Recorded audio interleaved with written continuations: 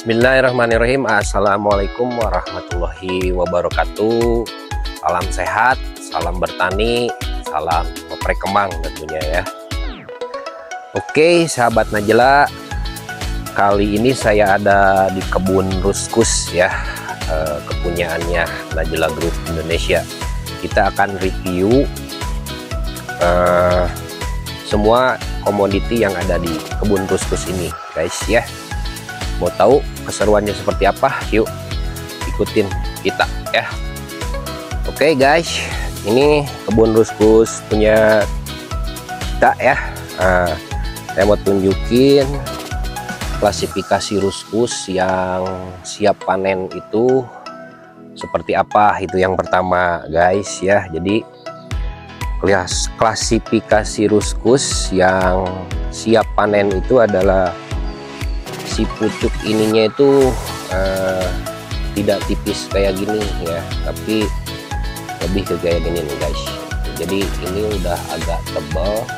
Nah, ini klasifikasi mungkin yang nanti bisa dipanen sama anak-anak guys ya. Itu satu mengenai klasifikasi.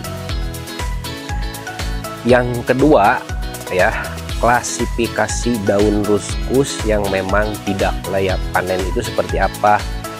Nah ini ada contohnya ini ya, yang poin yang kedua. Jadi terlalu tua kayak gini tuh guys. Selain terlalu tua, dia tidak memasuki klasifikasi standar QC karena terlalu pendek ya. Itu poin yang kedua. Oke guys, lanjut kita poin yang ketiga ya. Poin yang ketiga, keunggulan ya. Keunggulan daun Ruskus ini dibanding dengan komoditi daun lainnya, memang daun Ruskus ini lebih tahan lama guys ya. Bisa sampai 1 bulan kalau misalkan kita rendam di air ya, atau di ember gitu guys. Lumayan lah daun Ruskus ini kuat. Poin yang keempat adalah manfaatnya daun Ruskus ini untuk apa. Nah, manfaat daun Ruskus ini banyak sih sebetulnya ya. Bisa dibuat rangkaian untuk intansi, rangkaian kecil-kecil untuk floris juga. Banyak sih sebetulnya manfaatnya. Nah, tapi jangan lupa guys, selain dia bermanfaat di pasar lokal ya, khususnya Indonesia, daun Ruskus ini juga bisa kita ekspor ya. Bisa kita ekspor ke luar negeri, contohnya seperti negara tetangga ya, negara Thailand, Vietnam, sama Jepang ya. Itu guys manfaat dari daun Ruskus ini. Terus guys, untuk poin kelimanya, harapan kita sebagai petani ya, khususnya petani bunga potong di Bandung Barat ya. Ya mau apa lagi, sekarang tuh kan lagi rame guys ya, lagi rame pakai bunga artificial atau bunga palsu. Nah kita mah sebagai petani levelnya cukup mensyukuri aja lah ya, karena kita mah mainnya di tanaman hidup guys ya. Jadi kalau harus mengikuti tren sekarang terus kita beralih juga sama ke artificial, itu tandanya kita mensyukuri nikmat dari Yang Maha Kuasa. Laku nggak laku tergantung dari mindset kita sendiri memasarkan bunga potong yang ada di Bandung Barat ya. Itu mah relatif guys ya lah, tergantung mindset dan sistem yang kita gunain.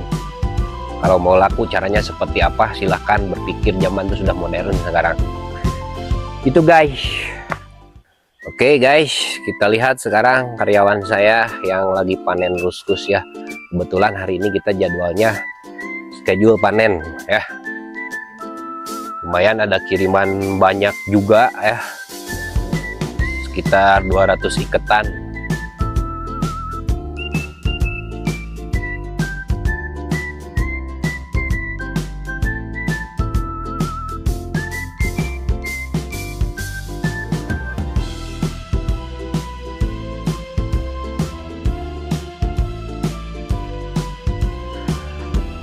Oke guys, selain kita ini ada komoditi ruskus ya, kita juga ada tanaman pelengkap sebetulnya. Di setiap GH kita punya pelengkap seperti monstera sama mimosa ya.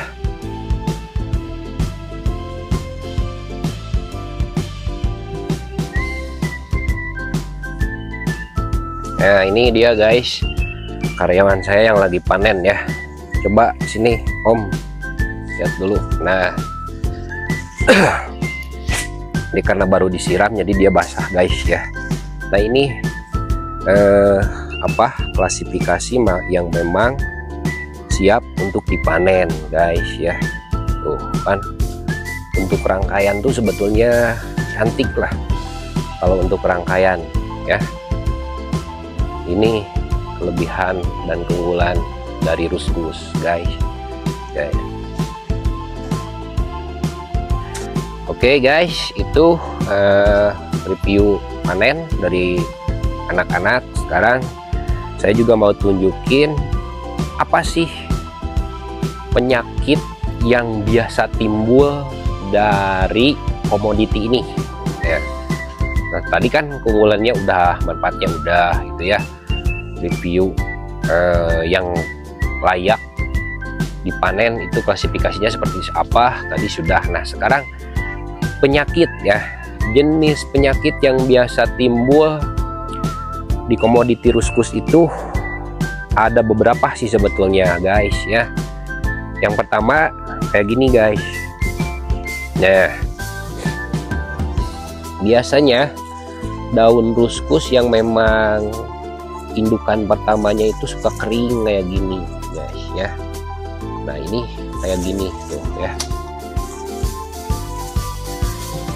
Itu wajib atau layak untuk kita buang supaya nanti si tunas barunya tumbuh kembali ya. Itu yang pertama. Terus poin yang kedua guys ya, poin yang kedua, penyakit dari ruskus ini ditimbulkan dari alam biasanya. Kalau memang cuacanya panas terik banget ya, nah efeknya bisa gosong kayak gini guys. Tuh, jadi si ujung ininya itu gosong karena teriknya dan panasnya matahari guys ya. Itu poin yang kedua. Nah makanya untuk komoditi ruskus ini ya, untuk komoditi daun ruskus ini yang diperlukan adalah interaksi kita terhadap tanaman ya.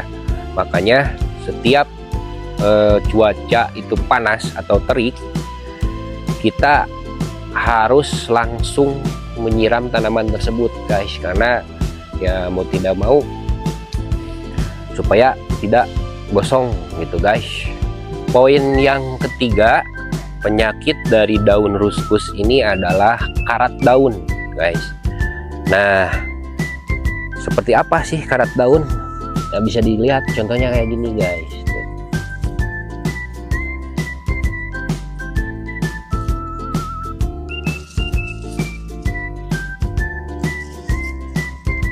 Gitu, karat daun tuh seperti gitu guys. Nah nanti biasanya kalau udah menyebar kering dia tuh si ruas ruskusnya gitu.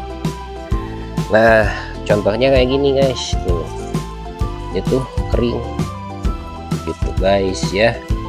Makanya ya itulah kenapa daun ruskus atau daun-daun yang ada di pertanian relatif harganya juga lebih mahal dibanding komoditi daun yang memang tumbuh secara liar ya. Banyak orang memang, banyak floris juga yang menjual daun-daunan ya, tapi terbilang ya seperti kayak pakis hutan kayak gitu guys. Itu lebih ke tanaman liar gitu ya, karena habitat aslinya memang dia ada di hutan gitu guys ya. Nah kita di sini dibudidayakan. Nah konsep budidaya itu adalah satu ya, butuh proses dan waktu. Selain proses dan waktu, kita juga membutuhkan tentunya permodalan ya. Yang ketiganya adalah skill dan perawatan kita di lapangan gitu guys ya. Jadi tiga komponen tersebut ya, tersebut digabung menjadi satu guys ya, yang disebut dengan budidaya. Jadi mohon dibedakan antara budidaya sama kita dapat barang dari hutan guys ya. Nah, kenapa saya terangkan tadi ya, saya terangkan antara daun yang dibudidayakan sama yang memang tumbuh liar dari hutan, karena banyak netizen juga guys ya, banyak netizen juga yang nanya, kok kenapa sih yang pertama daunnya mahal. Nah ini kan harus nyampe edukasinya kan gitu ya, harus nyampe itu karena kita untuk tanaman daun itu dibudidayakan ya, bukan mengambil dari alam liar gitu guys. Bedakan antara mengambil dari alam liar sama yang dibudidayakan guys ya. Yang pertama. Terus yang kedua, banyak juga komenan yang memang ngeri-ngeri sedap sih sebetulnya gitu guys ya. Tapi buat kalian yang netizen yang suka komen ngeri-ngeri sedap ya wajar lah ya, namanya juga kita berjualan ya. Jadi yang pro sama kontra itu udah pasti ada tentunya lah ya. Oke guys, itu aja sedikit review kebun Ruscus di PT Najila Group Indonesia ya. Mudah-mudahan buat kalian yang memang awam untuk komoditi ini memberikan sedikit edukasi dan manfaat tentunya. Sekali lagi jangan lupa ya buat kalian para subscriber Najila Group Indonesia untuk like, share, and subscribe ya di kolom komentarnya. Najila Group Indonesia. Sekali lagi salam sehat, salam bertani, salam oprek kembang.